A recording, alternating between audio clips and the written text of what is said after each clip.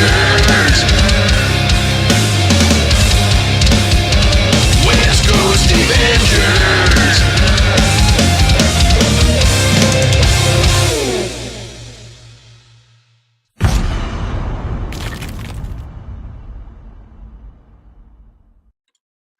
Hi, everybody. Welcome to SunDave Sit Down, the wonder of comics with your host, me, Dave. West Coast Avengers. You thought I was going to go all like soft rock on you today. I just want to make sure everybody can hear me because I'm working with this mic today, which is the nicer sounding mic. And here we are. It's SunDave, and it's a new show. I don't really know what's going on anymore. But I don't want you to look at my ugly mug all night. So I've added this candle in for mood. Actually, no, I wanted to smell everything fresh. I wanted to take it in. The rain. There is no rain. All right, everybody, it's Sunday. I hope everybody's doing great. I don't know if anybody's even watching this, but it's okay. I'm just going to keep talking right to you.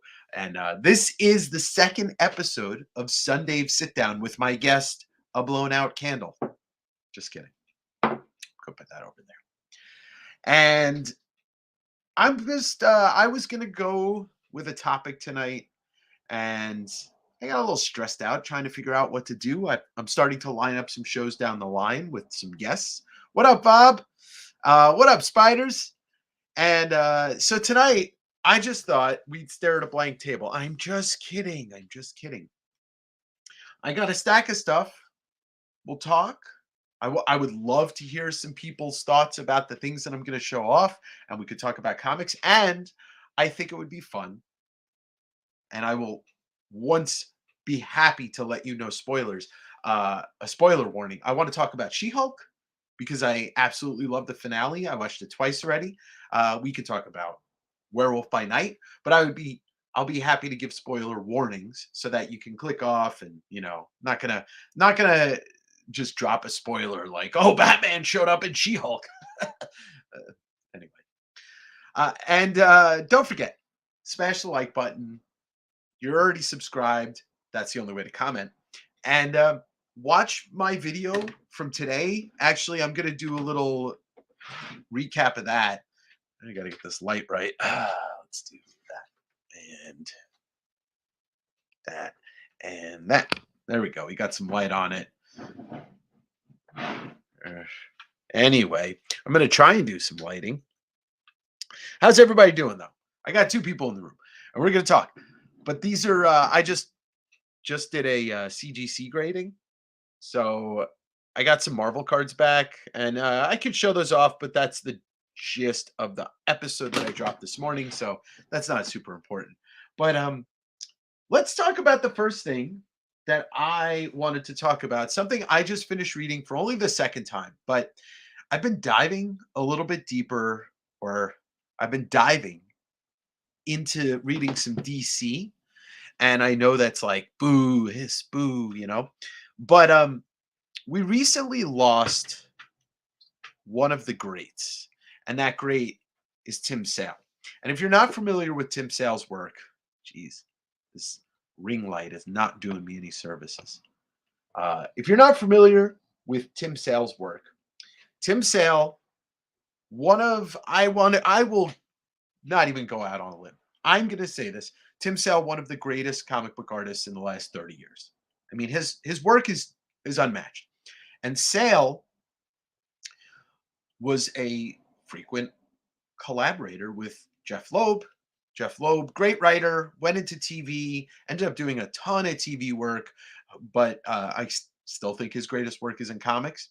And I just read, only for the second time, Superman for All Seasons. And I remember reading this about 15 years ago, maybe 10, between 10 and 15 years ago. And I am not a Superman fan. I have a lot of reasons that I don't like Superman, and it's kind of boring. But by far, the greatest Superman story I've ever read, and one of the most underappreciated pieces of work. Um, and I finished reading it again for the second time. This is the hardcover. I took the dust jacket off just because I like to keep my books looking spiffy with the dust jacket on. God, I can't fix this. The ring light is killing me.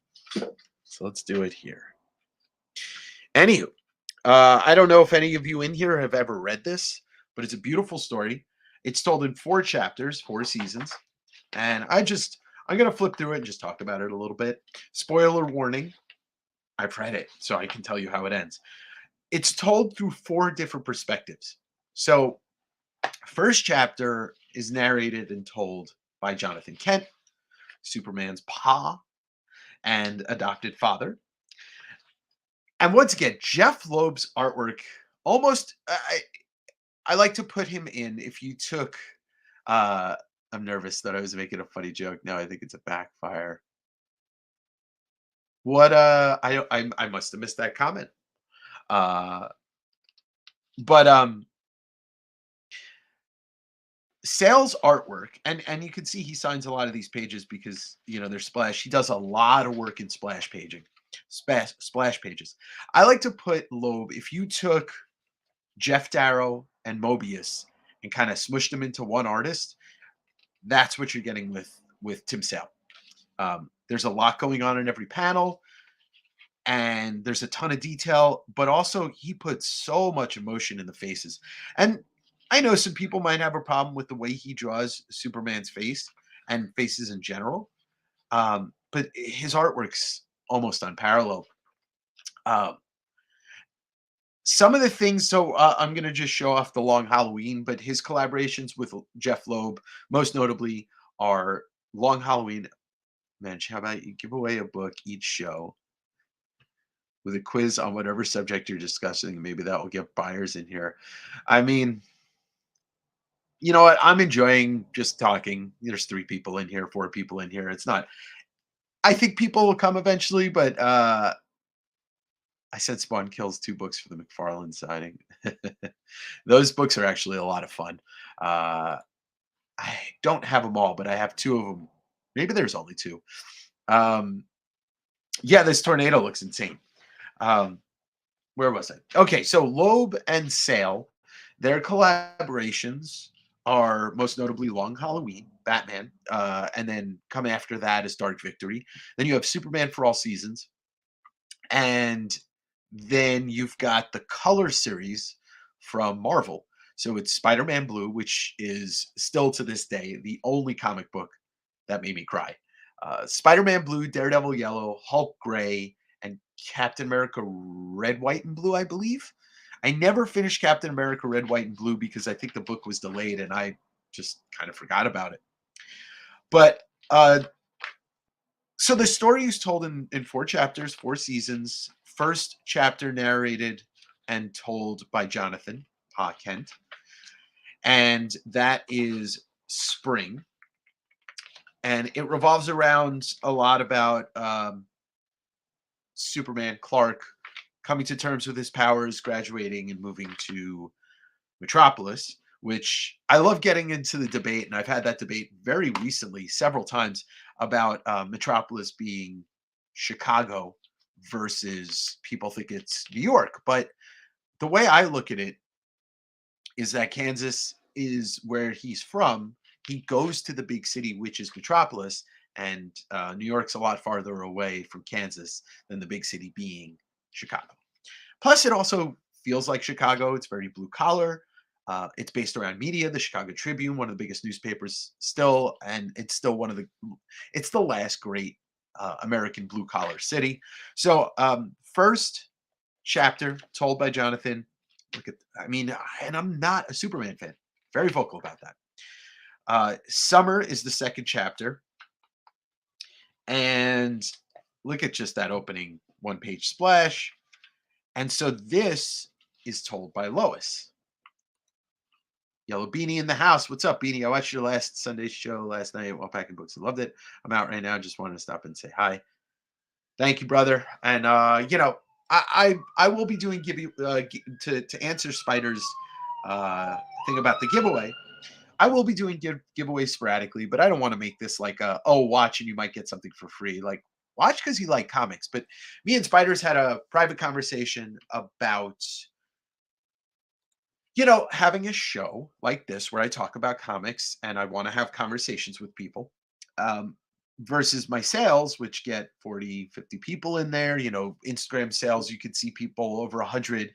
And it's like people want to buy books, but I want to talk about books too. I thought Gotham was Chicago and Metropolis was Philly.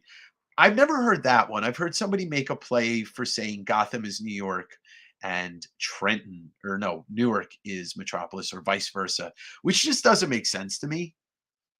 I was saying how sad it could be when 100 people buy comics, but no one wants to read it. Yeah, exactly. And that's what I'm saying too. Um, the reason why Chicago, I don't know. It just always spoke to me, but I guess it's open to interpretation. I'm a New Yorker. I grew up there. Gotham is New York to me, and New York is Gotham. Oh, guys, that's true. We do love chatting about them. So the second chapter is about the outlook of Superman. Oh my God, look at this.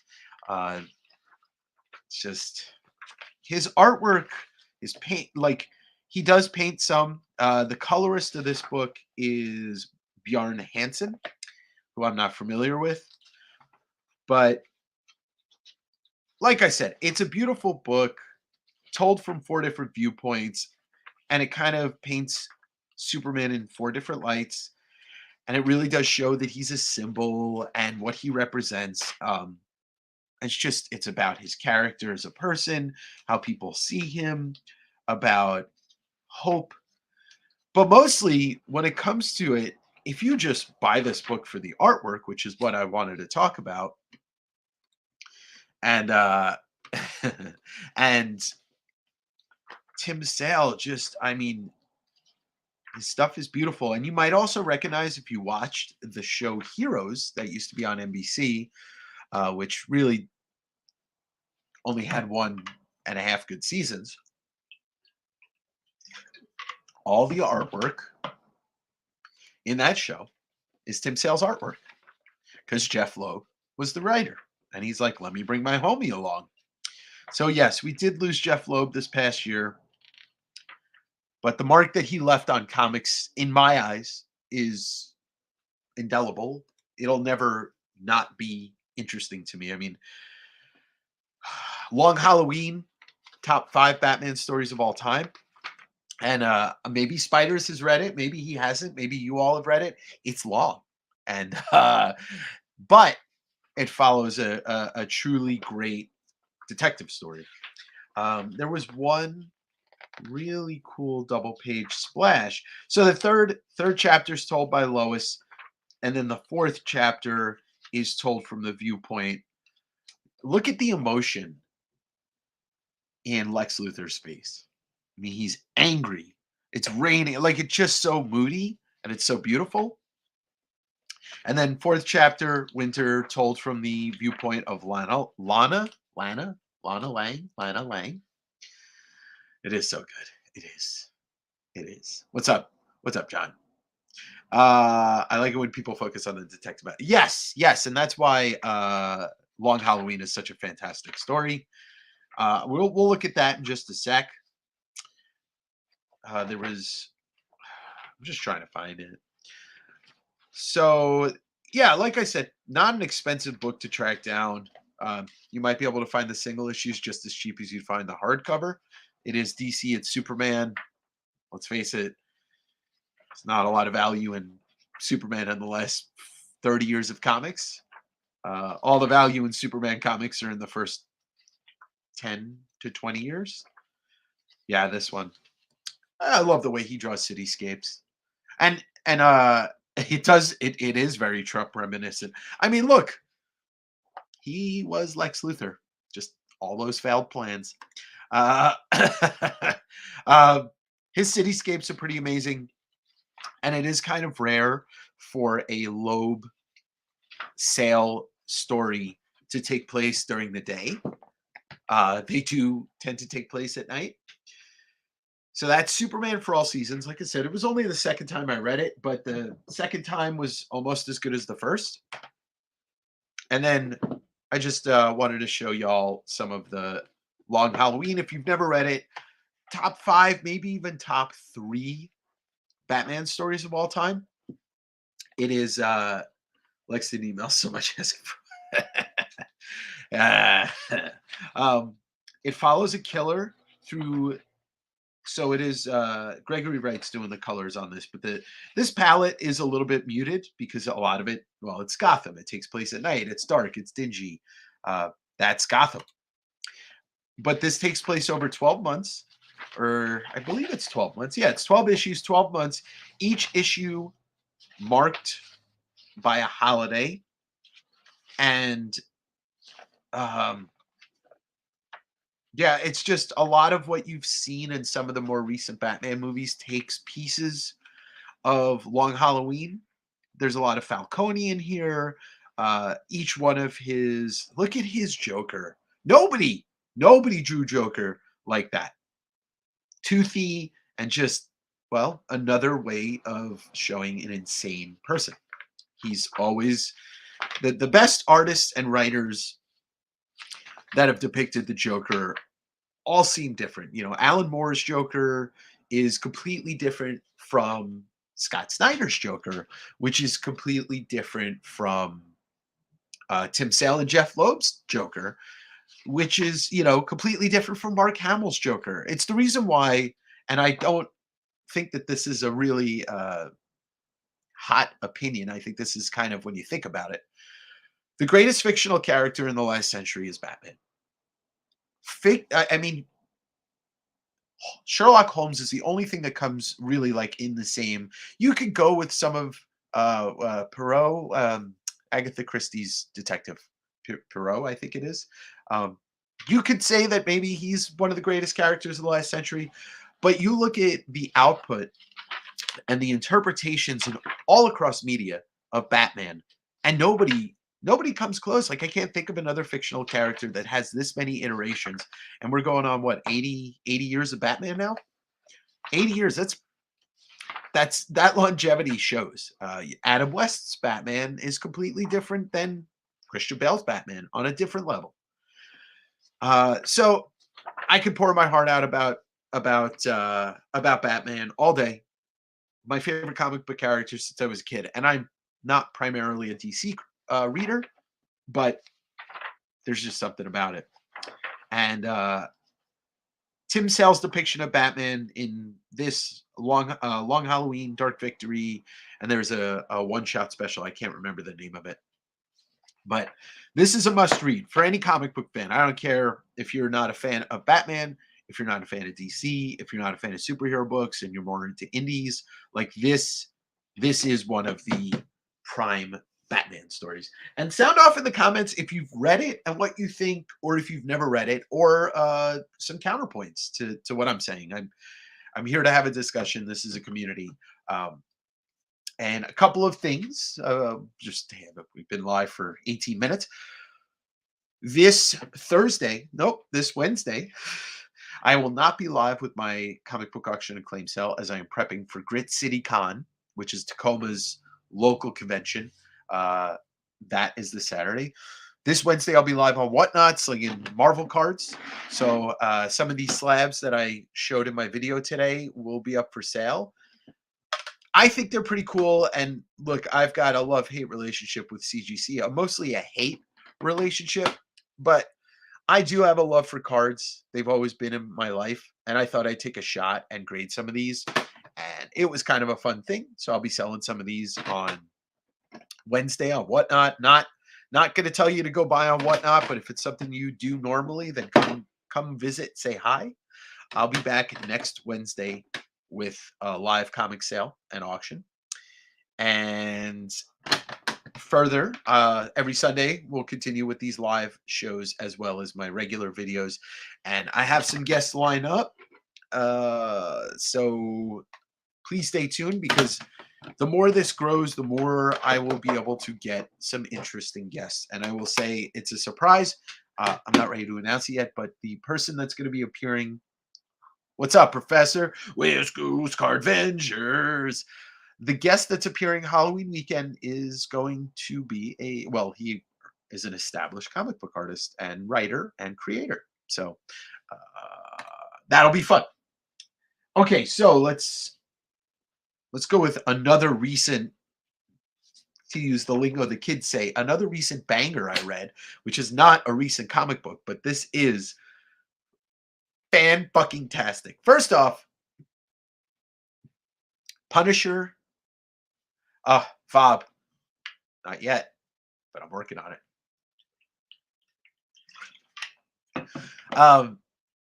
This is The Punisher, The End from Marvel Max. This team right here, Legends. I don't know if you can see that. Garth Ennis and Richard Corbin. Now, you probably know Garth Ennis, creator of The Boys, creator of Preacher, did probably the longest run on Punisher. Probably spent about a decade on Punisher. And arguably the greatest Punisher. No, that's not arguable. The greatest Punisher writer of all time. And this is Marvel did this end imprint where they basically wrote end last stories of all these characters in the 2000s. I believe it's 2003. I won't go through the whole book. I won't spoil it, but Richard Corbin, another one of the greats, starts in the underground, kind of stays in the underground for a lot of his career. One of his most notable works is his self-published Fantagor comic magazine. And then when I became aware of Corbin was he did a couple of issues of Hellboy. And this, I never knew about it. I was turned on to it by my favorite comic book podcast, Cartoonist Kayfabe. And it's funny because the week that they covered this issue, I actually had bought a collection and found it in the long box. And so I read it. It basically takes place in a nuclear holocaust where Frank Castle's one of the last people alive. And just a beautiful book. It's really violent. And it's kind of funny. Not going to lie. I got a good chuckle out of this. But I read this, and I had read most of Garth Ennis's Punisher run. He did Punisher Max. He did Born was the first thing I read of Ennis's Punisher, which is a 5-issue storyline for Marvel Max. And it kind of goes through the origin of Frank Castle in Vietnam. Some of the most violent Punisher stuff, but some of the most well-written, especially dialogue-wise. And he had his collaboration with Steve Dillon was kind of legendary. This was the only thing I think he ever collaborated with Corbin.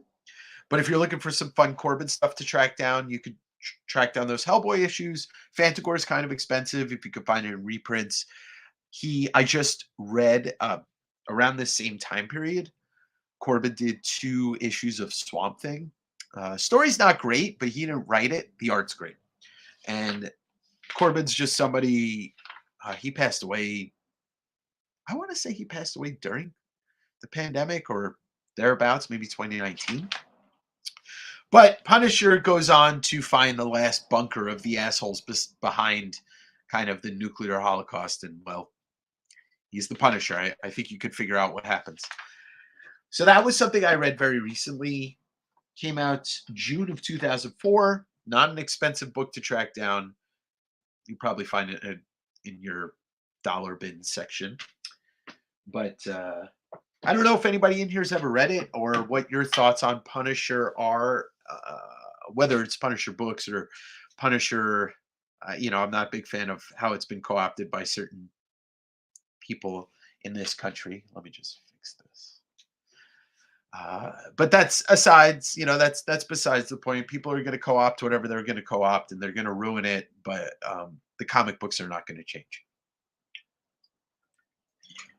We've got, 40 years of Punisher to read through. I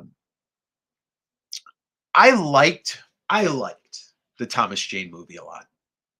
The Dolph Lundgren movie is whatever. It's got its place in the 80s. I never watched the Ray Winstone one. And then Bernthal played a perfect Frank Castle and Punisher. His appearance in season 2 of Daredevil is one of my favorite moments that they put to screen.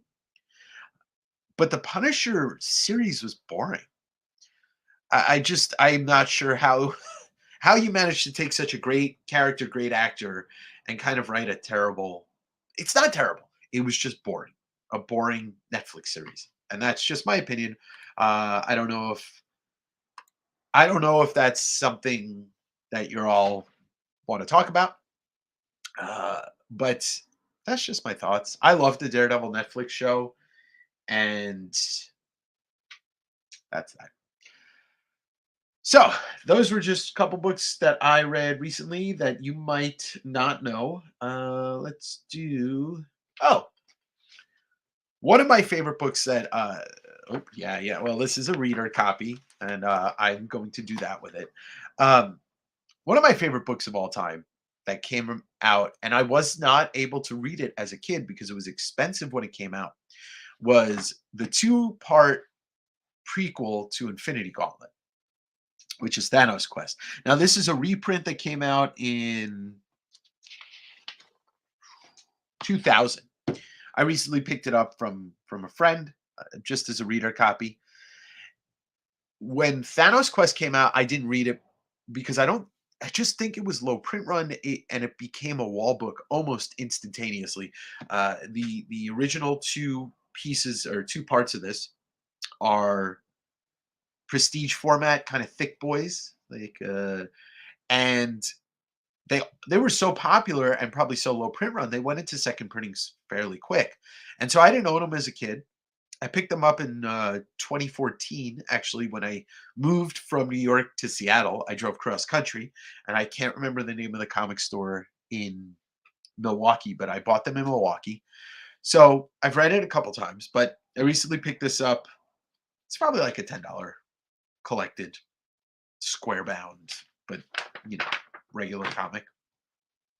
So this is the story told by Jim Starlin, obviously, and and Ron Lim on pencils. This is the story of how Thanos gets the Infinity Stones or Infinity Gems. Now, it's funny because I didn't remember, and it had been about 10 years or so since I've read it, but they're actually called Soul Gems. All of them, all six of them are originally called Soul Gems. And there's a point in the story where Thanos is like, nah, this is the Soul Gem. These are Infinity Gems. And each one has its own name because it has its own power. So he wants to impress Death, and he wants to eventually what Infinity Gauntlet goes into, which is such a brilliant thing.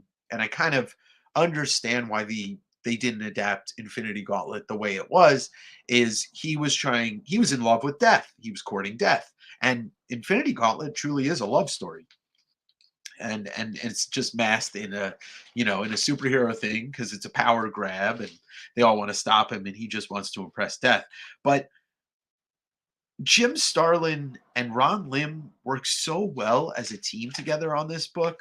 And I don't think, yeah, Starlin doesn't do layouts. It's all Lim's pencils. And so Thanos has to go get these gems from different cosmic entities, the In-Betweener, the Collector, I forget who else. Oh, who is this? This is not Terrax. Champion.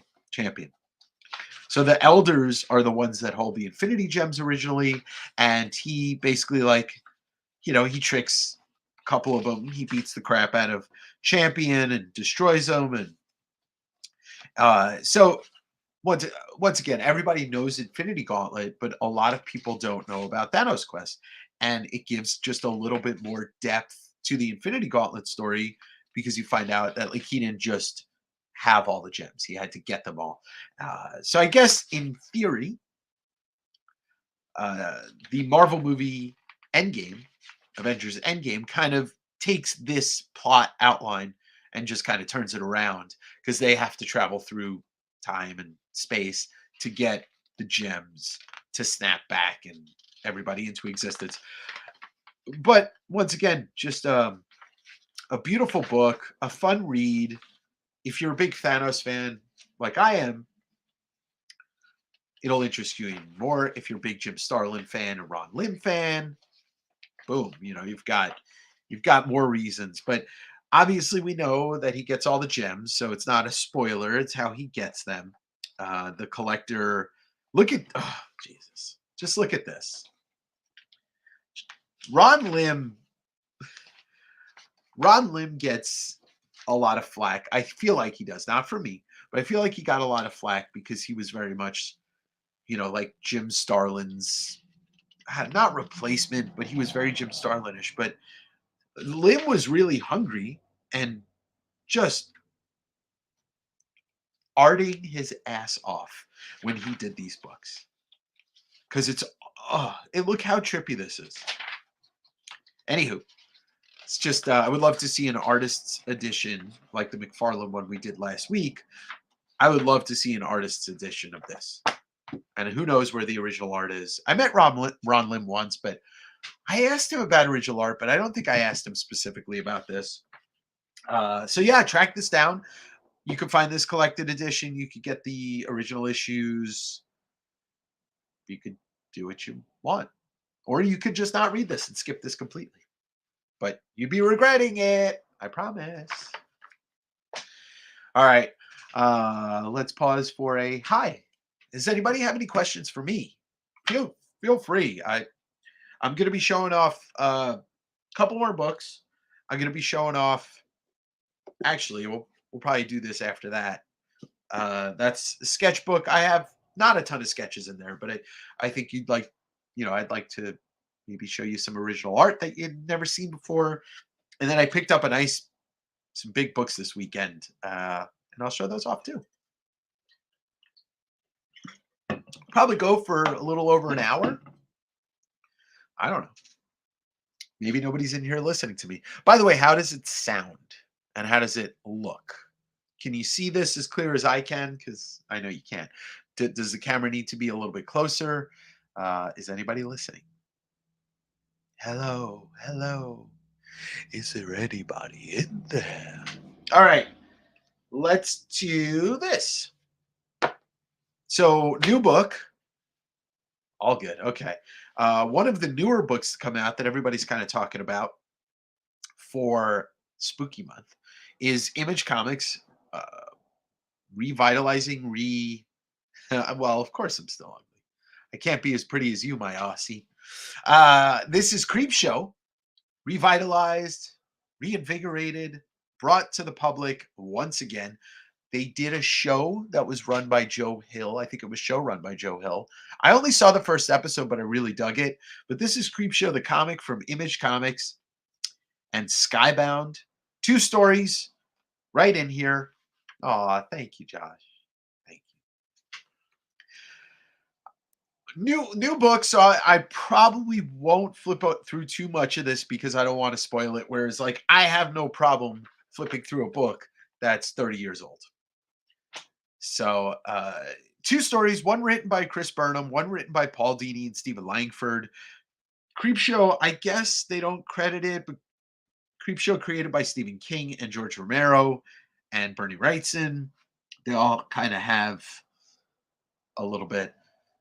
Awesome. What are you getting for dinner? Bob, what are we having for dinner? I'm going to make pulled chicken after this.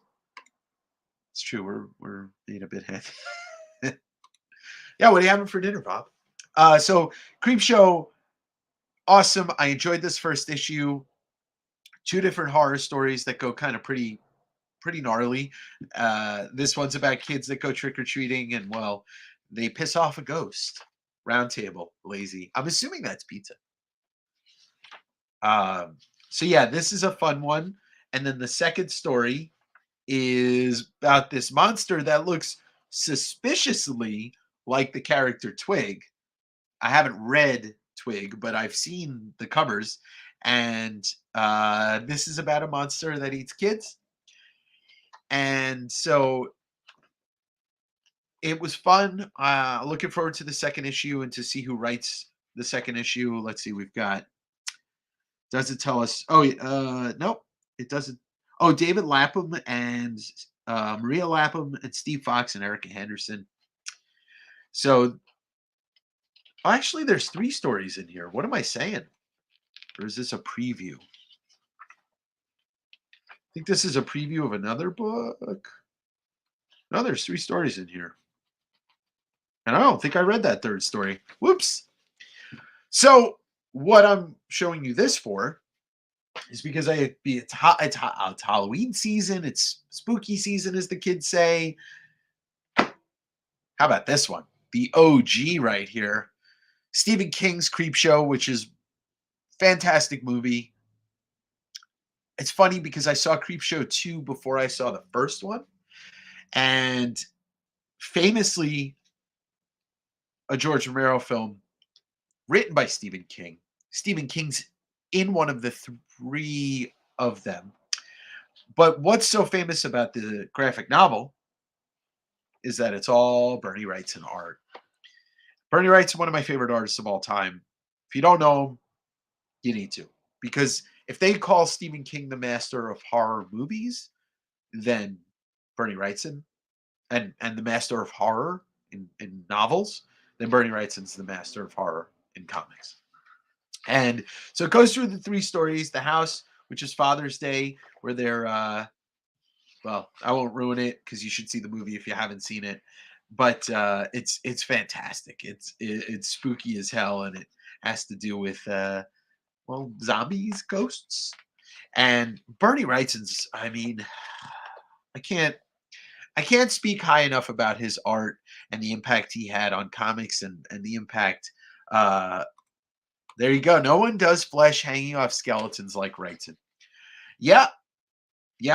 Master of the macabre, or macabre, or can't ever say that word when I see it in my head. I can only say it when I'm not looking at the word in my head. Lonesome Death of Jordy Verrill.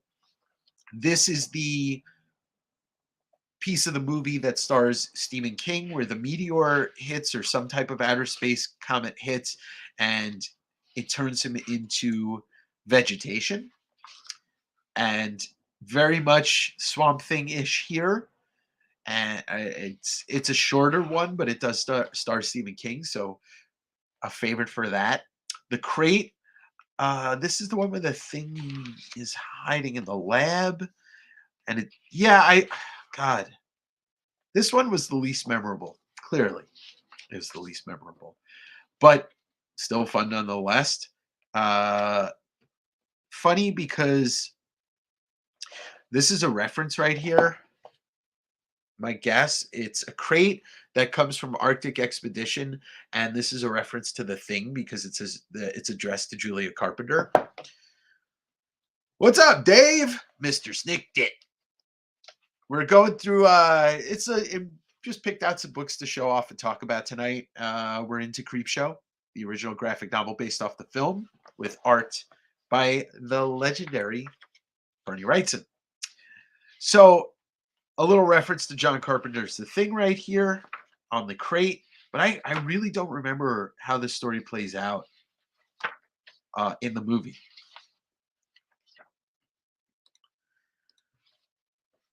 It is cool. This is not an easy book to find on a first print. It's a little expensive, but they did multiple reprints of it, so you could find it pretty cheap as long as you don't care about the first print. This was actually a gift from my buddy East Bay Comics, who I am trying to get to come onto this program. So then you've got the Something to Tide You Over, which is hilarious because the way this one ends, it's Roy Scheider stars in it. Random question: does anyone know an artist that can impersonate Wrightson art? Julia Carpenter's Spider-Woman, but also it's Arctic. Ooh, I didn't think about that. All right, so to answer your question, I don't know if you're talking about personally, if I know anybody that can imitate his art. Other Dave Correa, definitely can't imitate Wrightson, but definitely inspired by Wrightson. One of Dave's inspirations that we talk about all the time. He loves Bernie Wrightson. You can see some of Wrightson's work in Dave's work. This isn't a great example, but let me turn that. That is one of Dave's prints. I know it's going to be a little bit tough to see. Let me go full screen real quick on that so you can see. Give me one sec. That's one of Dave's prints and a piece that Dave did for Comic Con years ago. But I don't think that he would be taking any commissions. And then you just kind of go off on a tangent. We were talking about people that can impersonate Wrightson's art. Uh, Kelly Jones is a successor and a collaborator with Wrightson. I'm pretty sure it was Kelly Jones that finished the Frankenstein Alive book when Wrightson was sick and he couldn't draw anymore. Or no, was it Steve Niles? Steve Niles. It was Niles. But Steve Niles, who was most notably known for 40 Days of Night, and Kelly Jones, who's most notably known for a lot of Batman work and probably the foremost Batman artist in the 90s. Those two are comparable successors to Wrightson's style. So the last one, which I think is the best. Oh no, it's not the last one. God, I am brain dead today. But this is a fun one with Roy Scheider and then the Bugs. Nobody can draw creepy shit like Bernie Wrightson. I mean, there's the last page. Like if that doesn't make your skin crawl, I don't know what would. So that's Creep Show. There's Stephen King right there on the back. A must have, and if you're into the new Creep Show book, well, do it. Do it. All right, so the last show and tell book of stuff I've read recently, and it's not that I don't read a lot of new stuff. I just really have a big stack of old stuff that I want to get to first. Like I'm currently reading Fables, Noctera, Crossover. I was reading Hulk, but I kind of clocked out with the Banner of War storyline. And once Ryan Ottley, I think Ryan Ottley's back. I'm going to read that because Ottley's one of my favorite artists that's currently working. If you don't know Ryan Ottley, Invincible starts on issue 8, finishes it with Kirkman, and if you and then after that he did Spider-Man. He did Amazing Spider-Man with the Nick Spencer, and he would do 6 issues, and then somebody else would take the next storyline, and then he would do 6 issues or 5 issues or whatever. And he did like 4 or 5 storylines for that.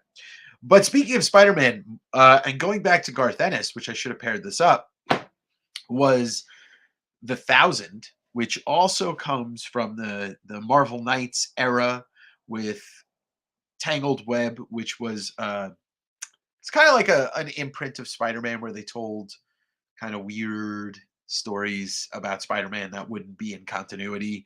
2001, pretty sure this is where Quesada is editor-in-chief.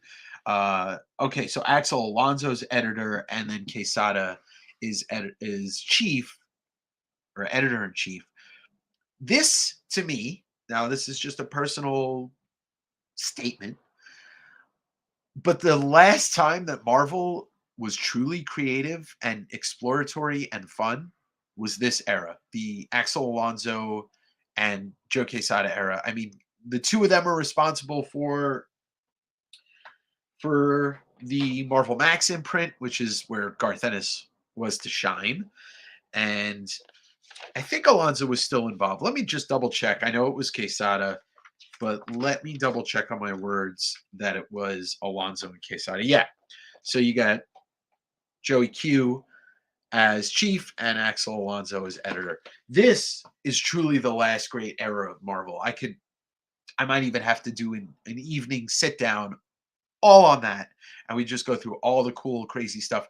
And the problem is, if you're like me, I do a lot of my reading on the Marvel app because I don't want to buy current issues. Like I have no desire to own current issues. But they left so much stuff off the Marvel app, and it's a lot of this Marvel Max and Marvel Knights stuff. Well, not the main Marvel Knights, but the era. It's just they just don't have it. So I want people to read this. Like this, there's only a couple people in here, and thank you again for sticking around, for hanging out. If I just sound off if you've ever heard of this or you've ever read it. I'm going to track down a lot more of the Tangled Web stuff, which includes Flowers for Rhino and just a lot of the weird stuff that they did. Excuse me. Oof, just talking. I've heard this opinion. Marvel Max Knights was awesome. Loved Dare. Right. So it starts with Daredevil, and it starts with the kind of the redesign of Daredevil by Joe Quesada. I am reading. Oh, I've never read. I hate Fairyland. I know what it is, and I haven't read the J.J. Abrams Spider-Man, but I also have at least the first issue of that. Um, but yes, track down what you can from the era, like the early. So without going too deep into it, because this could be another episode. The comic book industry completely, especially Marvel and DC, completely bottoms out around 97, 98, 99. Comic market tanks because of the spec boom and all that stuff. And that's when Marvel's like, we need to do something. And so they hire Quesada to be editor in chief, and they hire Axel Alonso, and they're basically say, do what you want, because nobody's reading this shit. And so Quesada brings on, like, Garth Ennis comes along and gets some stuff, and that's when they start Punisher. Quesada and Palmani and Kevin Smith are doing Daredevil, and kind of things sprawl from there. I'll bring these out in another episode. They bring back Strange Tales for a 3-book anthology, and it's all kind of Fantagraphics and underground artists and writers doing Peter Bagg, Stan Sakai. You get just a wild array of people writing these characters. And you get that new Daredevil look where he's very kind of compares to what McFarlane did with Spider-Man. You get a baton with all this rope and just amazing stuff. So that's where it begins. Trip Power just said, "What's up, Trip? I just read Daredevil Yellow and part of the David Mack run. Going to try and read all of the modern DD runs because I've heard nothing but good things about modern DD. So I agree with you. My buddy, one of my really good friends, had me start reading the Bendis Mack run.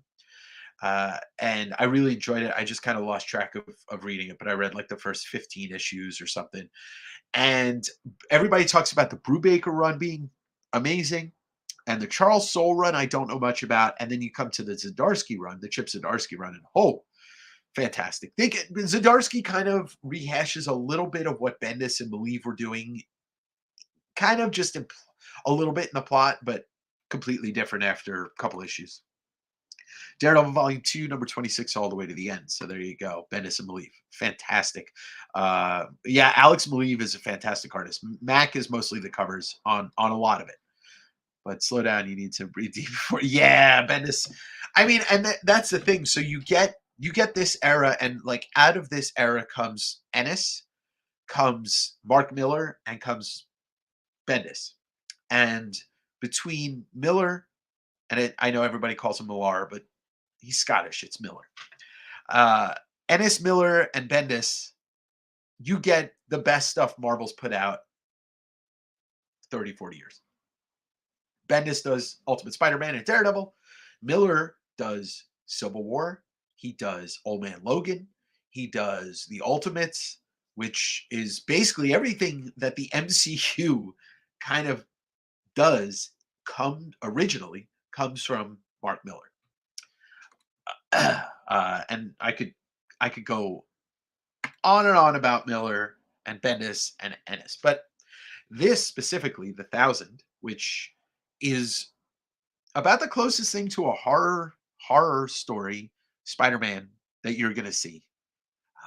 It has to deal with this villain called the 1000 that is made up of, well, just he's able to impersonate anybody, but he does kind of kill a bunch of people, and let's see if I could show you a little bit. Like, yeah, it just it's made up of these things that inhabit a person's body and then leaves them as a husk.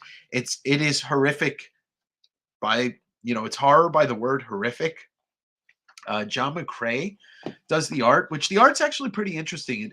I think they wanted to get somebody who it's like a mix between an anime cartoonish style, and I think they wanted to get somebody to offset how terrifying that. Yeah, they're made up of these spiders. How terrifying this truly is. And the covers are Glenn Fabry, who is a constant collaborator of Ennis, along with Brad Street and Garth Ennis. So I I'll probably do spotlights. I think that would be fun. Kind of Trip, my buddy Trip, gave me the idea to kind of do some like spotlight mixed with a top 10 kind of thing. So spotlight an artist or writer, go through the things that I love, and then be like, oh, these are my favorites or whatever. I think that would be a fun thing to do. Writers don't get the love in the comic community that they should, or vice versa. Some artists don't get the love of the community. Um, so what do you guys want to see next? I could do the sketchbook, or I could do one, two, three, four, like 7 or 8 big books that I picked up in slabs. So let's ask the hive mind. And thank you to everybody who's watching, even if you're just kind of passively watching. Uh, this is something that I've wanted to do for a while, and I don't, I want it to be more of a, let's talk and stuff. All right, we got one vote for big books. So we'll do big books and then we'll do the art last because I think that's cool anyway. Let's get a screwdriver and free those bad boys. Not yet. Not yet. So let's go through them. I'm going to put them. Yeah, we'll just do them one by one. So recently, I picked up a big book from my buddy Maddie, MM Comics Sales. If you don't know him, give him a follow on here. Give him a follow on Instagram. He's live every Thursday night. I'm live every Wednesday night. It's a powerhouse duo. But last week, he had an epic claim sale. He was having a rough day. So I had been eyeing this book for a while that he had out for a couple weeks. And so I pulled the trigger on it. And that's Fantastic Four number 6, the second appearance of Doctor Doom in a 2-5. And look, it's Doctor Doom. A book's from 1962. How many opportunities am I really going to have to get this book at a decent price? And this was a pure, just kind of like, I guess you could call it an investment, but it's more of a collection investment. I actually held on to a slab as opposed to breaking it out and sat around the house for a month. I had no idea. This is a collection investment. I sure maybe I sell this one day, but this is a book that only goes up, does not go down. Jack Kirby, Stan Lee, Dick Ayers.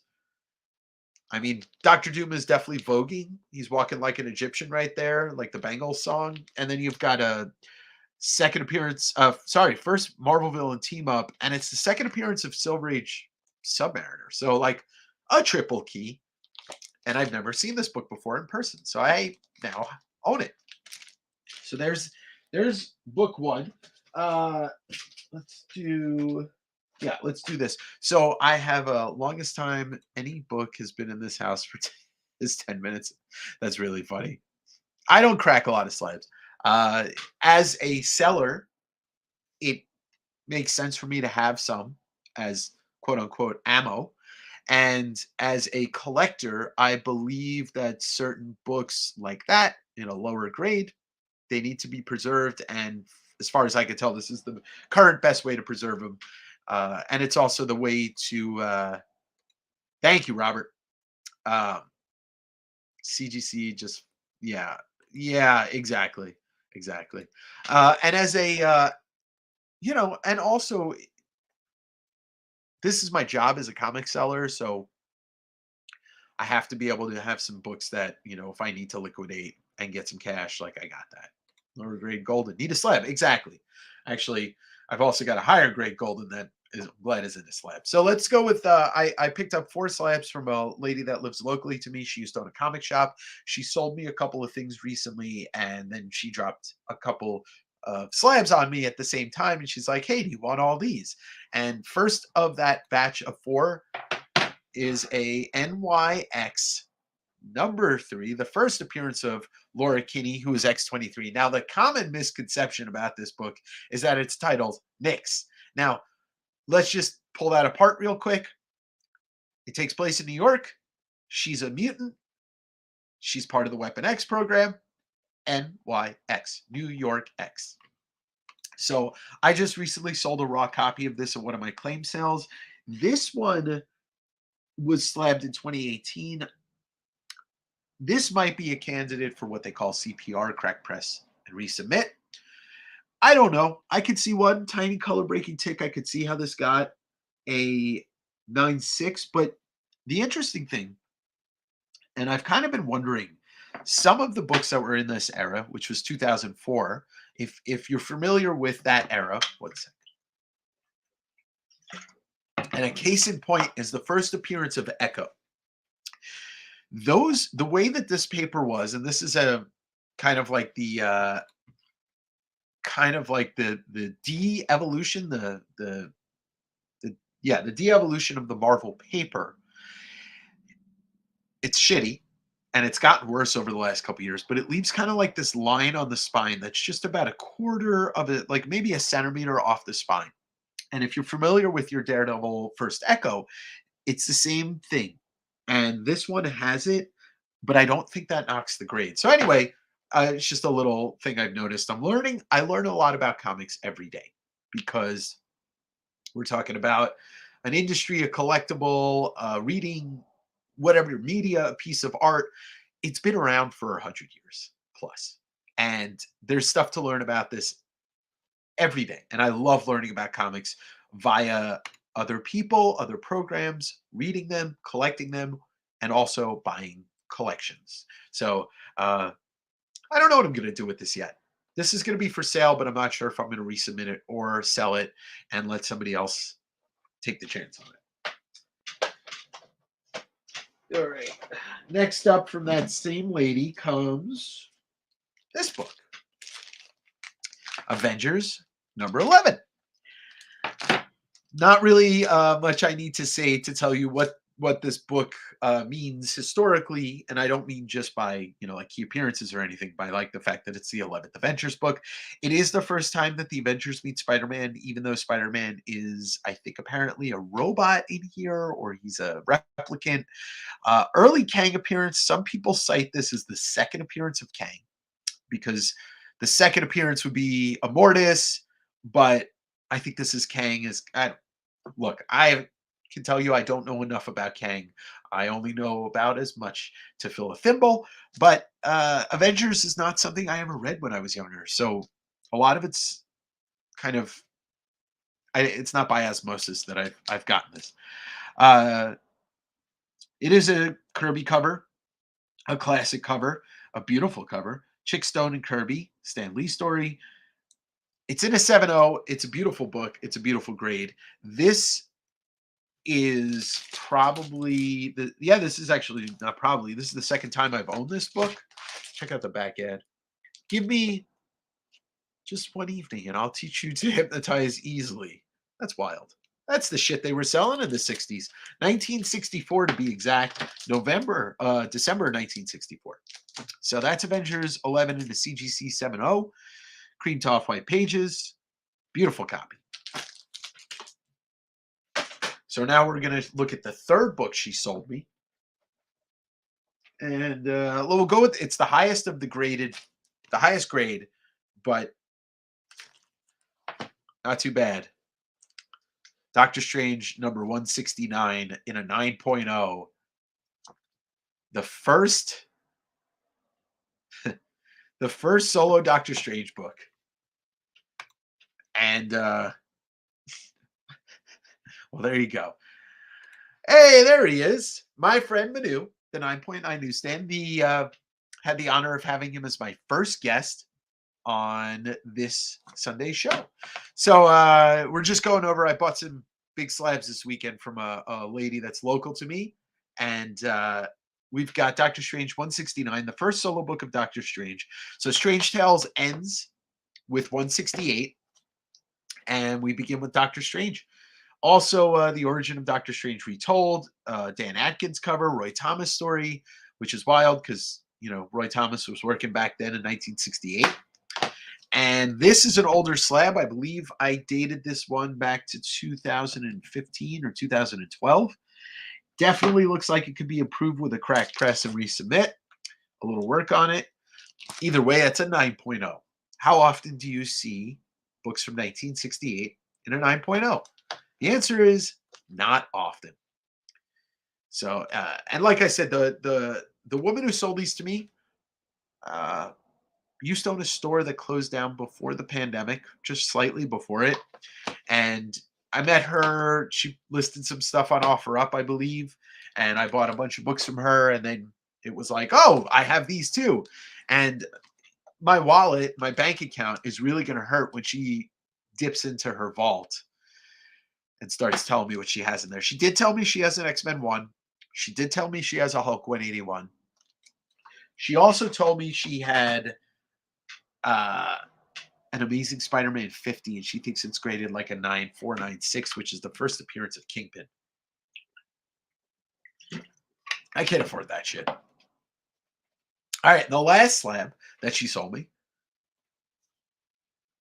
This is the one I'm going to try and sell the rest to keep. And that is Strange Tales 126. Let me move this a little bit. There we go. Strange Tales 126, the first appearance of Clea, the first appearance of Dormammu. Fantastic Four appearance, Stan Lee story, Jack Kirby cover, and Steve Ditko interior art. Huge book right here. Show her some leg. Oh no. Oh, you meant show Jenny some. Oh, her name's Jenny, by the way. Oopsie. Oh, shit. What did I just do? Uh-oh, guys. Let's get that back here. Look at what I did. Oops. I did it again. I showed too much leg. You all got really horny. Ooh, baby, baby. Okay, here we go. Let's get that back on track. All right, so Strange Tales 126, the first appearance of Dormammu, the first appearance of Clea. Clea, I don't know how you say it. If anybody wants to correct me on the verbiage that I'm using for her name. Wait, there we go. Straightened and perfect. In an 8.5. So even if I don't, this isn't like something that can get a grade bump. This one was graded in 2009. Like, look at this. An 8.5 and a book from 1964. Huge, huge key. Clea shows up at the end of Doctor Strange in the Multiverse of Madness, being played by Charlize Theron. So you've got a huge actress playing this love interest / like partner in crime, Doctor Strange, and Dormammu. Come on, it's Dormammu. I've come to bargain, Dormammu. So yes, so let me just show those 4 off that I got from her this weekend. So that's Strange Tales 126 and an 8.5, Doctor Strange 169 and a 9.0, Avengers 11 in a 7.0, and NYX 3 in a 9.6. Some of these will be for sale. If you have any interest, you can always hit me up on Instagram at West Coast Adventures, or you can email me, westcoastadventures@gmail.com. And so I still have 2 more slabs to show that I got. A friend turned me on to this guy who was selling 3 of them. And I bought 2. My friend bought 1. My friend Manu, he knows about this already. But you are not being tricked. That is 2. Yes, 2 copies of Malibu Sun 13, the now legendary free comic that debuts the first artwork of Spawn by Todd McFarlane. But what's really special about this book, because there are a couple of ads that exist that have early Spawn artwork, you get the original logo that he drew when he was a kid. So Spawn was created when he was a kid. He's got the original Spawn drawings. I believe they are in here.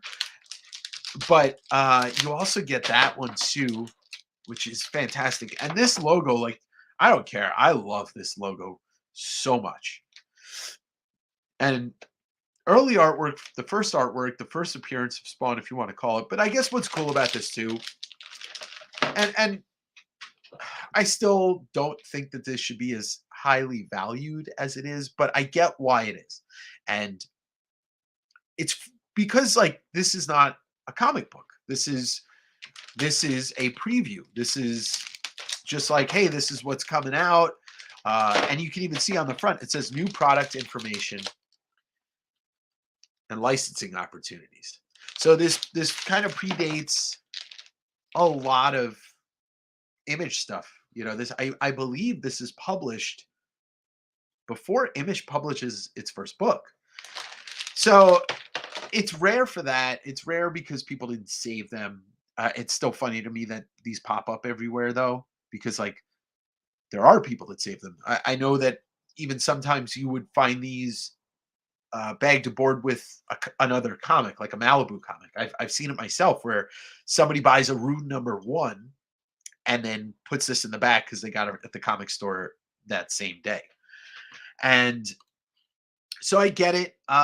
This is one of the last expensive pieces I needed for my McFarlane collection. So I am keeping one of these until I find a raw copy. Then I probably will sell this one. But I am selling one of these. Probably be out at the small con that I'm doing this next week. And but I needed it.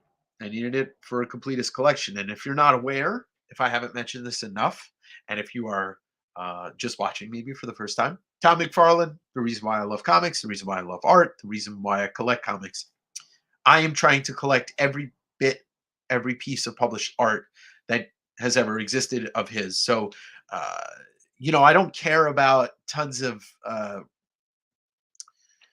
do I say this? I don't need every variant. But I need the previews. I do not have that, and eventually I'll find one, probably in a collection. But I don't want to pay what people are asking for that. I would pay some money, but I'm not going to go and pay like $400 for a previews.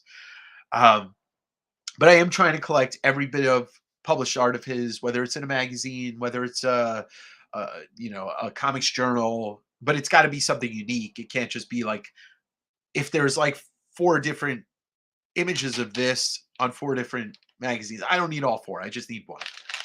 But I will buy, if I find it at the right price.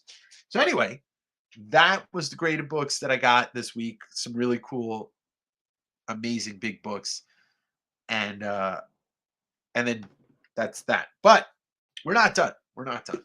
I did want to talk about, actually, let's do this for a second. Can I get, is there anybody that hasn't seen She-Hulk season finale that still wants to watch it? Or I know like somebody like 9.9 doesn't give a shit because he doesn't watch most of the MCU stuff. Oops. But I'd love to talk about it. But if there's too many people in here that are averted to spoilers, I'll go spoiler free. And if everybody in here has seen it, I can talk spoilers.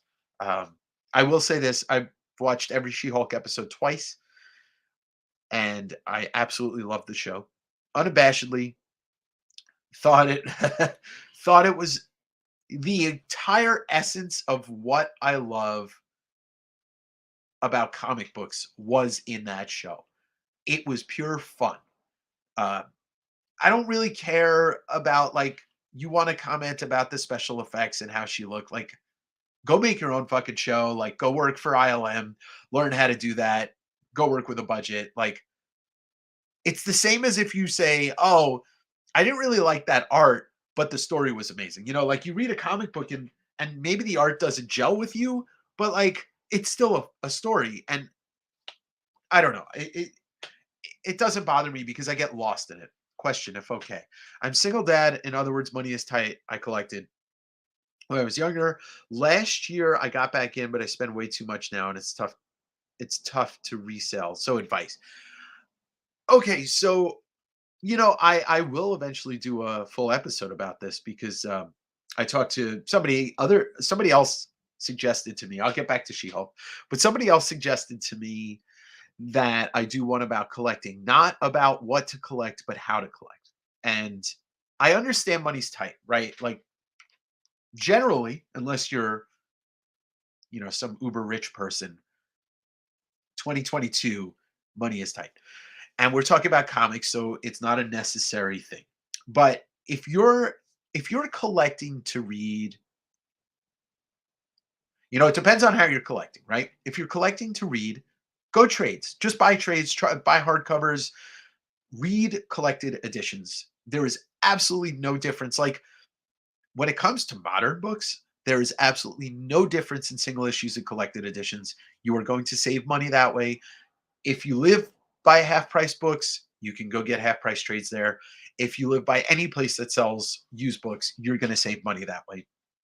I'm not even like, no shit. Like you could go on OfferUp, Craigslist, Facebook Marketplace, find people that are selling collected editions and always save money. Shit. I sell them and I don't charge much because, like, unless it's something out of print and it's worth money. Okay. So that's my advice just for if you're just reading. If you want to collect and resell advice, like here's the problem with resell at a level where you're not doing it for a living. I want to read, I watch Comics Elite and go off their advice, but uh so first rule, and I live by this rule, collect what you love.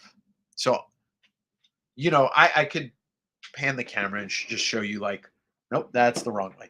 Okay, that's just a piece of my inventory as a seller. I have probably, I have multiple tens of thousands of comics. Okay. I collect, my collection is like 7 short boxes and a box of magazines and a box of, sorry, I was just looking over there, a box of slabs. That's my collection. My collection goes like this: all Todd McFarlane, so Spawn run, Amazing Spider-Man run, Bernie Wrightson, Bill Sienkiewicz, and then a handful of other key issues that I want to own. But my basis of my collection is McFarlane. If you're collecting for investment, um, just buy, like, I know everybody says it, but just buy older books. I know they're not easy to afford. You buy low grade. It's at least easy to sell low grade Silver Age or Bronze Age than it is Copper Modern. Uh, all right, so let's just show you what other people are saying. Trade paperbacks can be better reading experience too. They always, I mean, look, there's that shift in Marvel, DC, and Image where well, Image was first. Image is like the best, okay? Because they started greenlighting publishing stories that were finite, that had a beginning and an end. Marvel and DC kind of took from them where they're like, oh, we're just going to have them write 6-issue arcs, 5-issue arcs that have an encompassing story, and then eventually we'll do our crossovers. I think the trade paperback and hardcover experience is 10 times better when it comes to anything published after 1993. Trip says, I recently unsubscribed from my Marvel Unlimited and I can just get trades through my library. You can do interlibrary loans. Right. There you go. If you have a local library and they don't have something, they'll get it. They'll get it for you. Uh, you get the physicality of the book without clogging up your house. TBB. Okay. So, right. Now, if we're talking about collecting older stuff, yeah, TBPs don't really work because, like, they didn't really, like Spider-Man had some of the best storylines. You had your symbiote, and you had like Kraven's Last Hunt, and you had the wedding stuff. But when you go back into the Silver Age, yeah, it's hard to get collections that make sense. My rule of thumb is I read it once, either digitally or loan. If I end up wanting to read it, you purchase. That's the greatest way to look at it, and that's how I do it. I haven't, and I'm at an advantage because I do buy collections from people, so I get a lot of stuff by default that's in trade, and I keep what I want. And I sell the rest. Personally, oh, let me do this so there's more of me and less of that. Personally, don't like the TBV. Right. And so there's the other problem. Silver bronze doesn't get adapted into trade paperback or hardcover form in the way that it was intended because it was not intended for a glossy paper. Um, there's exceptions. Secret Wars trade paperback is on a matte paper that's not glossy, so it does kind of retain that color palette and the inks and all that. Um, the Baxter reprints are probably the best types of reprints that they ever made because they weren't digitally remastered. They were just remastered or at least like colored perfectly. That's just my opinion. Now, getting back to collecting, sorry we got off on a little more of a tangent, Dave, but when it comes to buying books, like it's really easy to say it, and I don't experience it, so it's even easier for me to say it. The FOMO gets to you, and you watch all these claim sales online, and you're like, "Oh, I should just buy. Oh, I should just buy that." But really, you know, I try to pride myself as a seller and as a YouTuber on not giving in to spec, right? Like I don't give a shit what happens in the Marvel movies where it dictates the books personally. For example, let's do this. NYX, right? Big book. Modern big book. She was in Old Man Logan. There's a chance she could be in future Wolverine, the Wolverine Deadpool thing. But this book, the reason why it's so popular, it's got two things going for it. It's got a low print run because it's 2004 and nobody was buying books. Nobody was reading Marvel. Uh, she's a wildly popular character, probably top 5 modern characters. You know, you got your Harley, Deadpool, and Miles, and then maybe Kamala Khan, Spider-Gwen, and Laura Kinney kind of all fall into tiebreaker for the last one. So, like, is this a good book to invest in if you're looking at investing? Sure. They're not going to print more. Some will pop up here and there. The paper's kind of crappy, so the condition doesn't really hold up if it wasn't immediately put away. But would I tell you to go out and buy, you know, I don't know what the newest spec book is, the Wolverine Deadpool stuff? It's going to come down. They're fun books. I prefer the Liefeld storyline to the Kubert cover one. But do you need to pay $90 for it just because they announced a Wolverine Deadpool movie? No. If you're going to buy a book based on that, you buy a New Mutants 98, you buy a Hulk 181 if you can afford it. That's if. So that's that. Great advice. Actually, kind of am there. This was very good, reassuring. Yeah, and you know what? Here's the thing, right? And I'll toot my own horn just a little bit. Anybody that's bought books from me knows that I keep my prices low. I keep it on the low end of whatever the high is. I I'm doing whatnot tomorrow first time. Good idea. Oh, you asked the right person. Here's my feelings on whatnot. Know your enemy. To quote Rage Against the Machine, know your enemy. I started doing whatnot in October of last year, and it was great. Had a lot of people buying books for me. My show vibe was very much like this. Like I'll say what I feel. I don't give a fuck. Uh, I was making good money. I was giving people good deals. I was making sure that I described every book condition, and I wasn't selling a lot of garbage. Flash forward to about February this year, and everything went downhill. Whatnot is not a good, dependable source to make money. You are rolling the dice if you're going to make money. You're rolling the dice if people are going to come in the room. If you go into it with a mentality like I don't care what I get for some of this stuff, and I don't care what I say. Uh, and if you're talking about buying, slippery slope, my friend. Okay, so he's talking about selling. Okay, so we will keep the conversation. I will just say this: set your expectations low. Um, if you want, give me. If you're not following me, but message me so I can follow you, and I'll come into your show as long as I'm not busy. Um, yeah, it's been a massive drop, and I won't get into whatnot too much just because it's a waste of energy. They became a publishing company. It's sort of a not a pyramid scheme, but it's insider trading because they publish comics.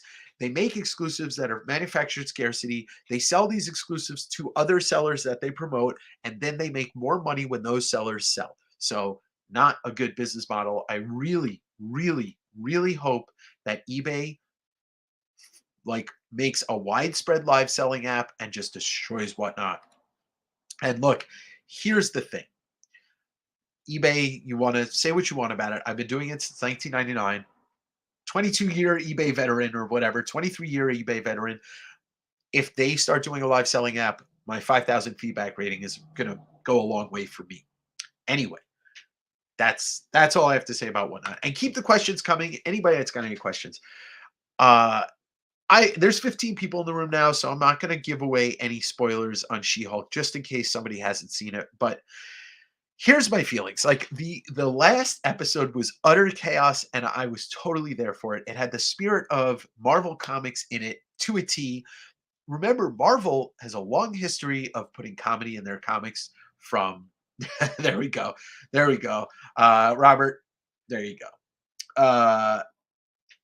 Marvel has a long history of putting ludicrous humor into their comics, lest we forget things like ARG and What the and What If. There's humor in all of Marvel Comics. What She-Hulk did, in my opinion, this is just my opinion. I'm just a one guy. I'm a guy. I'm just a guy. First of all, She-Hulk gave us a show not just from a female character's perspective, but a female showrunner's perspective. Fresh, a breath of fresh air, right? Right off the bat. We are in a male-dominated hobby. We are in a male-dominated industry. Let's get some different viewpoints, because what the hell are we as a human race if we don't get the viewpoints of everybody that's part of the human race? It was very sensational. She-Hulk had very much the spirit of John Byrne. That last episode sealed the cake for me. Like, I needed that so much. It was fantastic. Let's kill this camera for a minute. If you're looking for something just to sit back and enjoy, whatever. I'm not going to get into the negativity that surrounds the comic book community when it comes to the internet, because it's a very small amount of shitty dudes with really small opinions. And, She-Hulk was everything that is the spirit of Marvel Comics. I think a guy like Stan Lee would have loved that show. I really felt that there was no love in that show. It was like she wanted to tell a story and didn't matter who she was putting. Yeah. I normally dislike MCU's brand of humor, but She-Hulk was true to comics humor and delivered well. Exactly. And like I said, everybody's got their own opinions and everybody's entitled. This is just my opinion. I I loved it. I loved it unabashedly. I will tell everybody how much I loved it.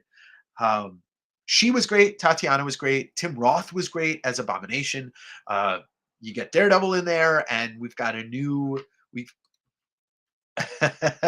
well, you should watch it because, like, She-Hulk didn't need. She-Hulk doesn't need any previous MCU viewing to enjoy it. It's very important to understand our own bias before we open our mouths. I see guys commenting on our sexual appetite. Those guys are missing the point. We're meant to be yes. And without, like I said, spoiling, the last two episodes of She-Hulk showed more emotion and like feel good moments and feel bad moments and feel angry moments than any show I felt. I had a personal connection to Moon Knight. There was a lot in there that I really, really connected with. That takes a little more deeper understanding of my own brain. But you can look at She-Hulk two different ways. It was the spirit of Marvel Comics, but you could also shut your brain off and just enjoy the humor, the sexuality in it, which was perfect because we don't get that in MCU. And I think when you throw in Werewolf by Night and She-Hulk, coming out at the same time, I think Disney Marvel is starting to realize that even the youngest kids that grew up watching the first Iron Man movie are now adults. Even if you were 5 years old when Iron Man came out, you're almost able to drink at this point. So, right, we're like 15 years. of Marvel Universe or whatever. 2004. I don't know. Somebody tell me. It's a good show to go away and think about what they were trying to say. So, right. So there's things to be said. It's a lot of fun, but then there's also just irreverent humor, just great, funny moments, and I really loved it. The season finale was fantastic. It was utter chaos. There are jokes upon jokes upon jokes upon jokes and references in that episode that every rewatch you'll find something. Give it a day, and then you can get the subplot at different angles. It's shallow and deep at the same time. Agreed. For all the hand wringing about the CGI before it was released, it actually looked really good. At moments, it was really fun. I wish some of the storytelling elements were executed better. Fair enough. I do feel like there was a big change between the CGI from the first to last episode. Don't make me feel old, sir. I'm old. The cast was fantastic, though. Yep. Alison Brie should have been for his temple as the MCU. Yeah, there you go. Well, I think you mean Brie Larson. Alison Brie is Community. Yeah, Brie Larson. Since the late 80s, I've been an X-Men fan. The Marvel movies have been fun, but I haven't been pulled into reading something out of my scope like Werewolf by Night. Yeah, I've gotta say, Bob, I've never read Werewolf by Night. I've never read Tomb of Dracula. What they did with the Werewolf by Night movie makes me want to read it. Visually, it was a treat. Um, Gabriel Garcia Bernal, fantastic as always. But I really like to point out not just the directing by Michael Giacchino, but the fucking score. I mean, he is a composer by nature and a director now, but this was a passion project for him. And God, I want that. I got to buy that on vinyl when it comes out. I can't wait to watch it again. I I think I talked with this about. I think I talked about this with Trip or in my live cell. I got to rewatch it because I was not in love with the way they handled Man Thing. He was a little. It was Groot. All right, Man Thing was Groot. Let's just call a spade a spade. Or any horror books like that. Uh, I mean, I could tell you horror to read that's not Marvel, but like I said, well, hey, look, it's as close to a Spider-Man horror story as you're gonna get, which is The Thousand by Garth Ennis. So track that down. Should probably be able to find these for $1 each. Uh, Anywho, wait, getting back to this. Where are we? Hold on. Gotta kill that camera. We'll come back to that. They were both on Community, oddly enough. No, Brie Larson was not on Community. It was Alison Brie and was Brie Larson on Community? Anyway, uh, Chad, bro, remember me at Packwood? You'll have to remind me who at Packwood because I met a bunch of people. Were you at what's his name's tent and you go to Ancient Comics? Is that you or is that some? Oh no, yeah, remind me, Chad. But yes, there you go. Somebody that I met at the flea market and is watching my show. I've always thought Man Thing was a strange choice, but love Ted, just brilliant. They turned him into great. Right. I didn't not like Man Thing, but like I have to step away from how he is in, Gerber's books with the show. So I'm having that moment of separating MCU from comics. He said as I returned. Yeah, there you go. I like being positive. I absolutely loved, yeah, Tatiana, however you spell her name. To me, I tried, but maybe didn't. It's deep character. You know what though? Look, not everybody's gonna like it, and I'm not saying you should like it. I'm just saying why I loved it, and you don't seem like the type of person that's like, well, she's blah blah blah. This isn't the She-Hulk I remember. Like anybody actually read She-Hulk that's still alive today and loved it. Like people gatekeep these fucking characters. They never, like it's not. But anyway, I'm not trying to accuse anybody of anything. Oh, it was Abed's girlfriend. I only watched a couple of seasons of Community, and I kind of don't like Joel McHale. It gave us Donald Glover, and that's what I'm really thankful for. All right, so right, all in all, like I'm glad we get to have these conversations. Like I really loved it. To me, and this is really what it boils down to. To me, what it boils down to is I grew up reading comics, right? 90s, I was a kid, I loved it. And me and my oldest friend, we collected together. It was like not just it wasn't the only bond that we had because we grew up together, but it was this like super strong bond. And I remember saying to him, like when we were kids, that I can't wait to see Wolverine on the screen. And this is when we used to joke about, and everybody used to kind of say that Glenn Danzig was going to play Wolverine, and he probably would have been a good Wolverine if it was 1993. Uh, but I get to see this stuff now, and I get to relive like a piece of my childhood that actually feels fulfilled. Like these Marvel stories weren't all that great in the comics, so they're trying everything, and I love that they're trying everything. Uh, it wasn't a great story, but it was fun. Like I think so far the best story that we've gotten on the shows has either been Moon Knight or Wanda and Vision. But Moon Knight to me was my favorite story. I think they nailed that across the board. And like I said, there's a lot of things that I loved about it that are super personal to me. So not everybody's going to have that with everything. I thought it was anyway. So in the 90s and the 80s, growing up reading comics, like it wasn't it wasn't great. There was a lot of garbage. And then you get, so they're throwing a lot against the wall. They're putting some great talent behind these things. I think the casting on a lot of these shows and movies have been absolutely spot on. Could you imagine anybody playing Thor besides Chris Hemsworth? Can you imagine anybody playing Captain America, Steve Rogers Captain America, besides Chris Evans? Do you imagine anybody playing Wolverine besides Hugh Jackman? Maybe Glenn Danzig. Dolly Parton is Rogue. Sherry. Say what we will about Phase 4. They're taking big swings with what they are doing, and I have nothing but respect for that.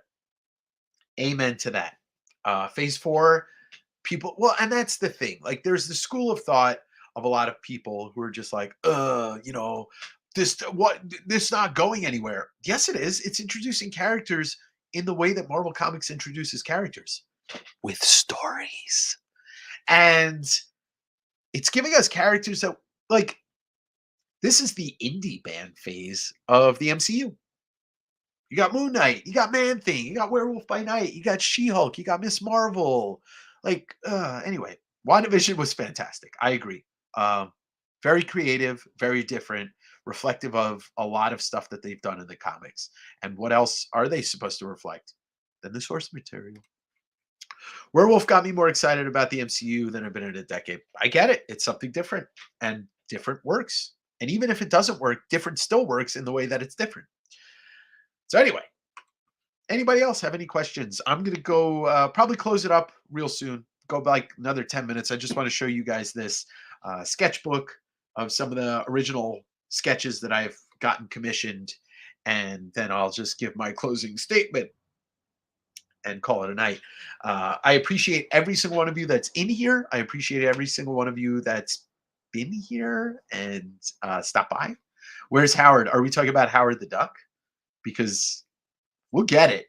Like that, if She-Hulk, I think She-Hulk would be or Werewolf by Night, or both of them would be the opening, the door to having a Howard series if you're going to have ridiculous, irreverent humor and spoofing and all that.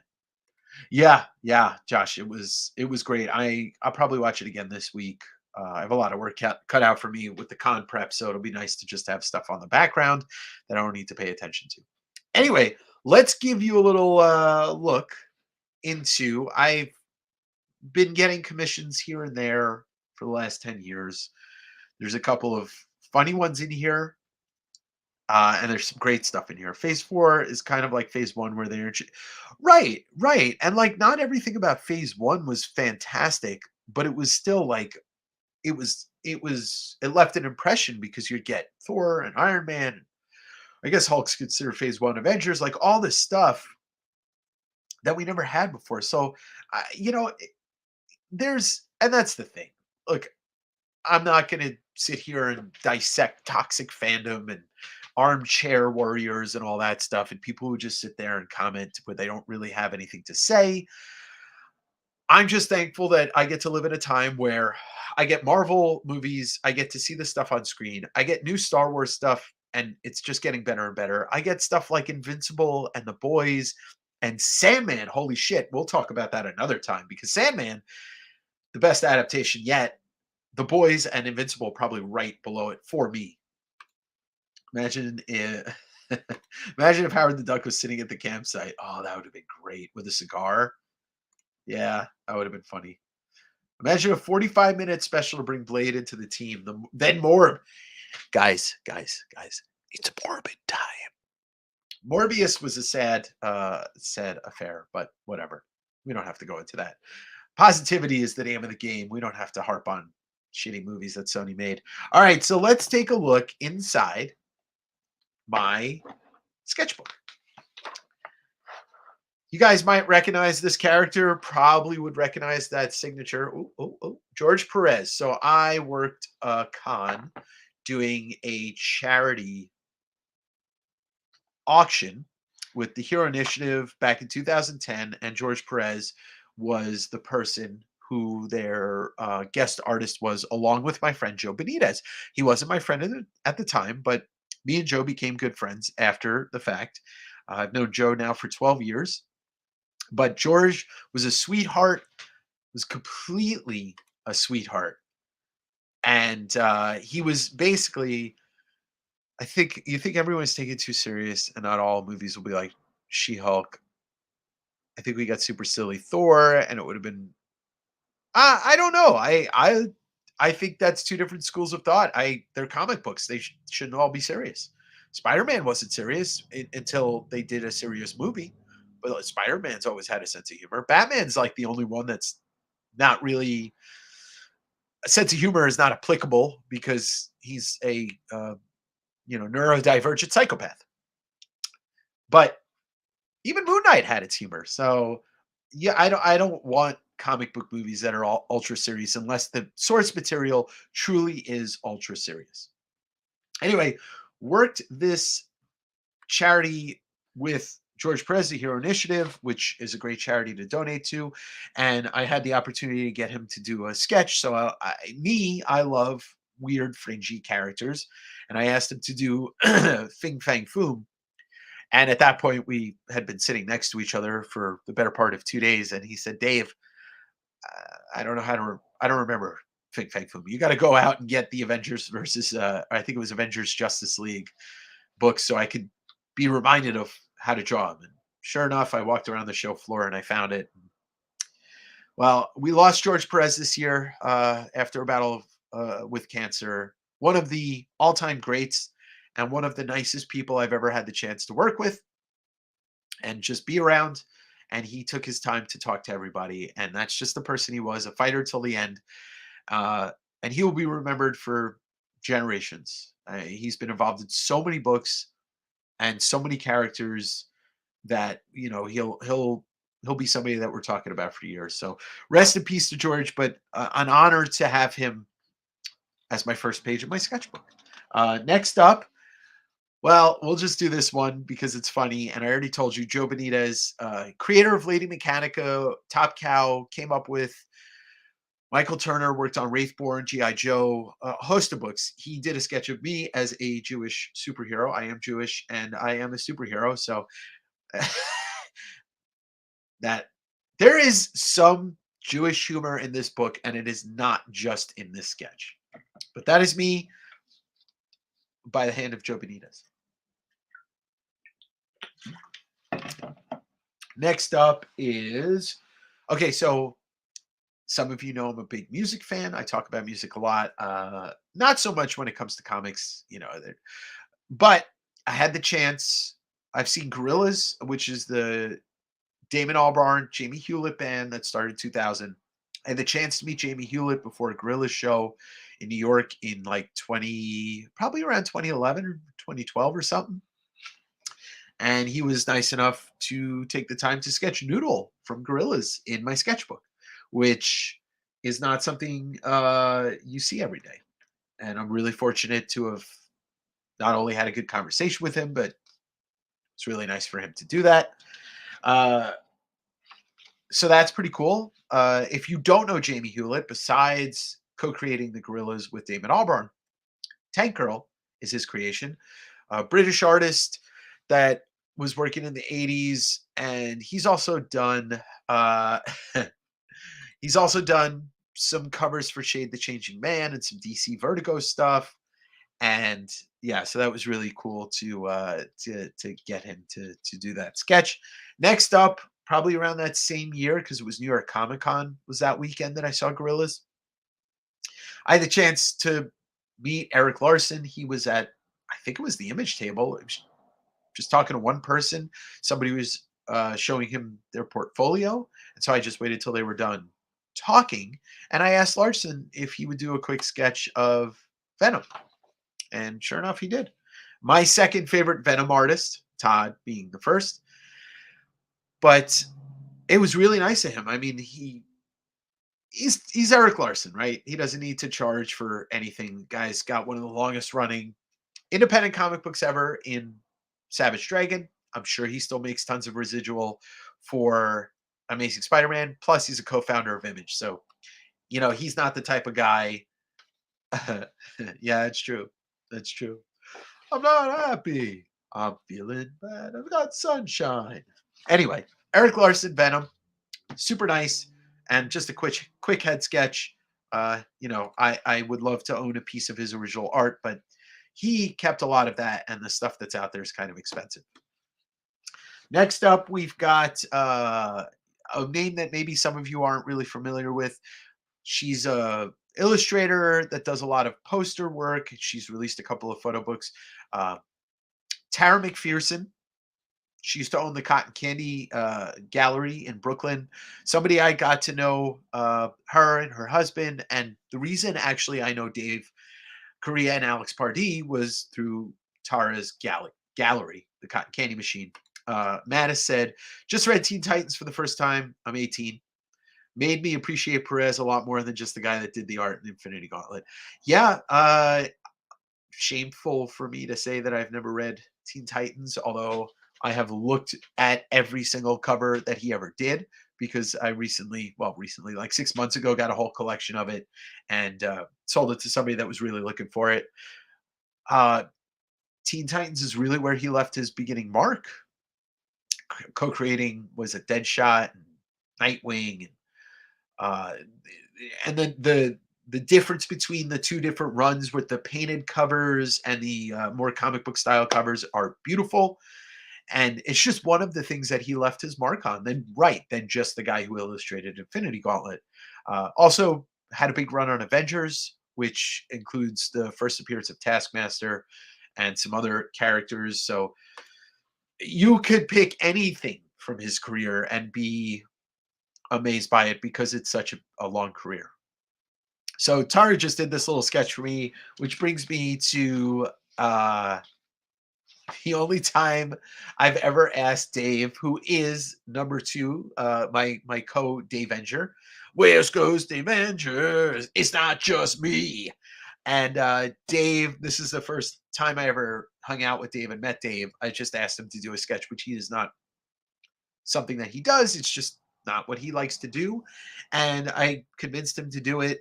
And so, mind you, when you see Dave, make sure to ask him for a sketch and tell him I sent you.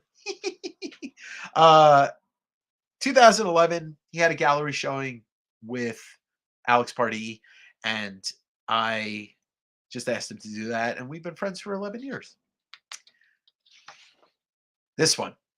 Now, I've said before, I even said it tonight, one of my current favorite artists is top 3 favorite artists is Ryan Otley.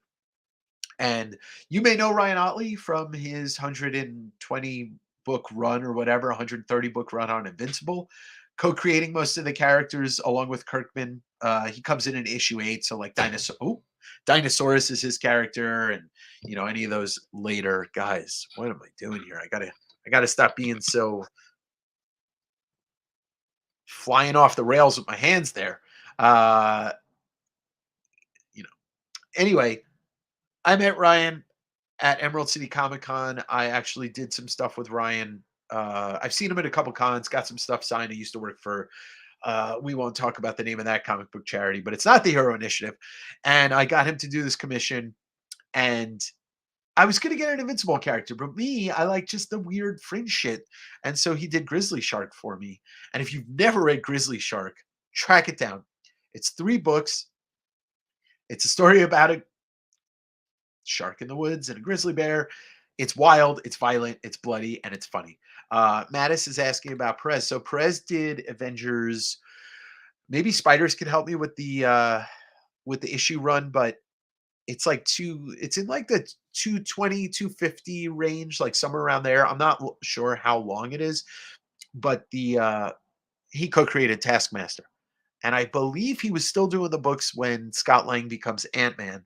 So it's like the mid to late 80s. But yeah, track it down. Uh so Ryan Otley, I can tell you Invincible is one of my favorite comics of all time, but Grizzly Shark is written and illustrated by Otley, and it's a hoot. Very cheap. You can find it probably the trade for under $10. Then we come to Becky Cloonan. Becky Cloonan is another one of my more modern favorite artists.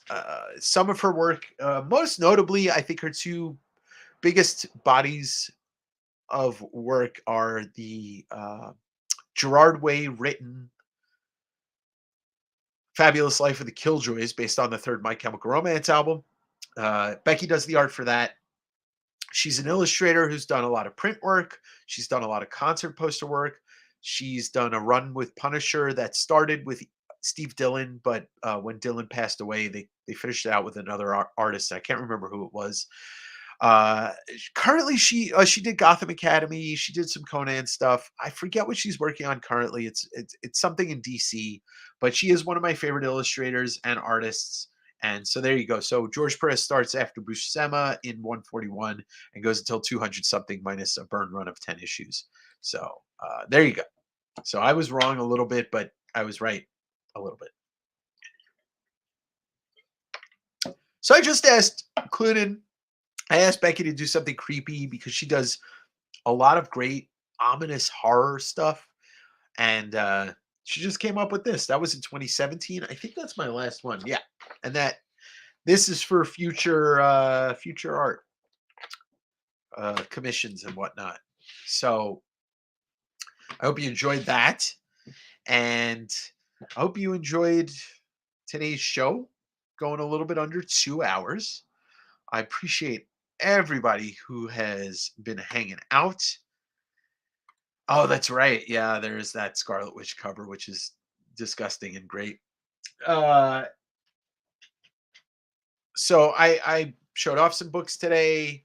We went through those slabs. I had a lot of fun talking to y'all. The MCU stuff is great. I love getting this dialogue in because, I'll be honest with you. If somebody came in here and started talking some really nasty, misogynistic or racist stuff, you're gonna get kicked out. So there's no room for that here, but there is room to say what's on your mind. I'm not gonna, if you didn't like something, you didn't like something, and that's part of life. There's just no room for personal hate in here. We can hate on corporations, corporate hate, corporate entities. Fuck them all. You want to talk about eBay or whatnot or social media? Let's do it. They are not people; those are corporate entities. I can't wait to see what gets added to my brother. And I'm doing great. Thank you. I'm having this week I'm prepping for a con. So I'll be Grit City Con in Tacoma, which is in the Seattle Tacoma metro area. So if you live around here, come say hi. You don't have to buy books, but I'd appreciate it. And this Wednesday I'll be on Whatnot doing some Marvel cards. And like I said, know your enemy.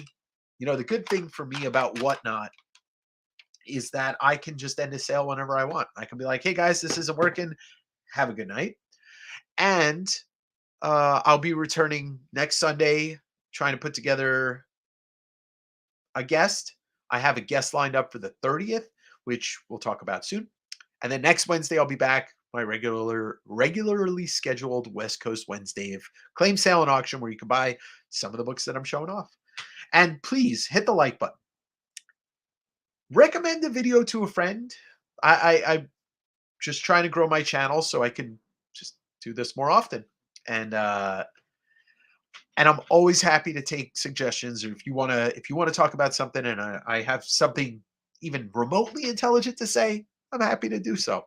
And if I don't, I'll just be like, you can't, Stanley Excelsior. Anyway, thank you for joining. Thank you all for joining. I hope you have a fantastic rest of your Sunday. You can reach me if you have any questions or whatever. Instagram or my West Coast Avengers at gmail.com. This has been educational. I appreciate it. I'm not professor of comics, not even Professor Comics, but I at least do this on a daily basis. So at least I hope I can help people out in making decisions, or if they have questions, or if you want to talk about something. Man, that's the other thing Perez did is fantastic for, is it Dead Zone? Oh, I have those issues, I guess, but I don't think I knew that. I am Stanley. I did everything. Hey, Robert, thank you. Thank you, Lore. Thank you, everybody. I appreciate it. Let's close it out with the intro and keep digging and have a nice week. Yeah. All right, everybody. Take care. West Coast Avengers. West Coast Avengers.